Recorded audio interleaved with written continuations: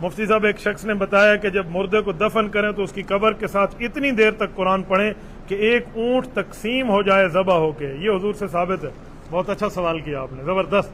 मुस्लिम शरीफ में ये मौजूद है। हजरत अमर इब्न आस रजी अल्लाह अन्हु, ठीक है, साहबी जो फौत हुए ना, तो अपने बच्चों को कहा कि जब मैं कब्र में चला जाऊं मेरे ऊपर मिट्टी दुरुस्त कर देना, फिर पानी के साथ छिड़काव करना, या कुछ रह की चाहते हैं, हाँ तुरका करें, ठीक है ना, छिड़काव करना, और इतना टाइम बैठ के पढ़ते रहना जब तक ऊंट खत्म ज़बा होके तकसीम ना हो जाए। हत्ता यनहज़र जुज़ूर, ऊंट ज़बा होके तकसीम ना हो, उस वक्त तक बैठ रहना। मुराद था सूरत बकरा पढ़ना। सूरत बकरा अगर आराम आराम से बंदा पढ़े ना, जैसे पढ़ना हदर की तरतीब है, तो इतना टाइम लगता है कि ऊंट ज़बा होके खत्म हो जाए। ऐसे ही दलील के बेताज बादशाहों के मुताल्लिक़ कहने वाले ने कहा है कवाकिब कुछ, नजर आते हैं कुछ, देते हैं धोखा ये बाजीगर खुला। दलील के एक बेताज बादशाह ने सही मुस्लिम की एक हदीस से कब्र के पास सूरत बकरा पढ़ना या कुरान मजीद की तिलावत करना साबित करने की नाकाम कोशिश की है। दलील क्या दी है? सही मुस्लिम में अमर बिन आस रज़ी अल्लाह ताला अन्हु से एक हदीस है। कहते हैं उस हदीस में लिखा है कि अमर बिन आस रज़ी अल्लाह ताला अन्हु ने फरमाया कि जितनी देर तक ऊँट को ज़बह किया जाता है और उसका गोश्त बनाया जाता है, उतनी देर तक तुम मेरी कब्र के पास बैठकर पढ़ते रहना, तिलावत करते रहना। ये दलील दी है। अगर ये दलील का बेताज बादशाह है ना, तो ऐसे बादशाहों को दूर से ही सलाम है। हदीस के अंदर ये बात है ही नहीं। पहले नंबर पर तो ये अमर बिन आस रज़ी अल्लाह ताला अन्हु का अपना कौल और उनका अपना ख्याल है। हदीस के ये अल्फाज ही नहीं, और फिर इन अल्फाज के अंदर तिलावत का जिक्र तो कहीं है ही नहीं ना।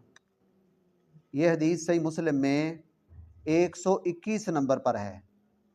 इसमें है सुम्मा अकीमू हौला कब्री क़द्र मा तुनहरु जज़ूरुन व युक़समु लहमुहा हत्ता अस्तअनिस बिकुम। फिर तुम ठहर जाना मेरी कब्र के पास इतनी देर जितनी देर में ऊँट को ज़बह किया जाता है, नाहर किया जाता है और उसके गोश्त को तकसीम किया जाता है। हत्ता अस्तअनिस बिकुम, यहाँ तक कि ताकि मुझे उनस हासिल हो। तो हदीस के अल्फाज हैं सुम्मा अकीमू, और यही हदीस मुस्नदुल इमाम अहमद में 17,780 नंबर पर मौजूद है। और उसमें इस हदीस के आखिर में ये अल्फाज मौजूद हैं फ़क़उदू इंदी क़द्र नहर जज़ूरिन व तक़तीइहा अस्तअनिस बिकुम। तो अब हम इस बादशाह सलामत से पूछते हैं, इस हदीस में तिलावत का लफ्ज़ कहाँ है? अकीमू का माना या फ़क़उदू का माना किस लुगत के अंदर लिखा हुआ है कि तिलावत करना? तो ये हैं दलील के बेताज बादशाह। अपने पास से बात बनाई, अपने पास से एक मौक़िफ़ बनाया। जैसे सारे हनफी मज़हब का यही रोग है कि ये सारा मज़हब दलाइल के जमा होने से पहले और दलाइल इकट्ठे करने से पहले जो है वो बना लिया, और ये मज़हब सारा वज़ा कर लिया। जब दलाइल इकट्ठे किए और दलाइल सामने आए तो पता चला हमारा मज़हब जो है वो दलाइल पर मबनी तो आएगी। दलाइल के मैदान में तो ये मज़हब यतीम है। तो फिर दलाइल के कान मरोड़ कर और किताब व सुन्नत की नुसूस को मोम की नाक बनाकर अपने मज़हब को जो है ना वो तोड़ मरोड़ के साबित करना शुरू कर दिया। ऐसे ही दलील के बेताज बादशाहों के मुताल्लिक़ कहने वाले ने कहा है कवाकिब कुछ, नज़र आते हैं कुछ, देते हैं धोखा ये बाजीगर खुला।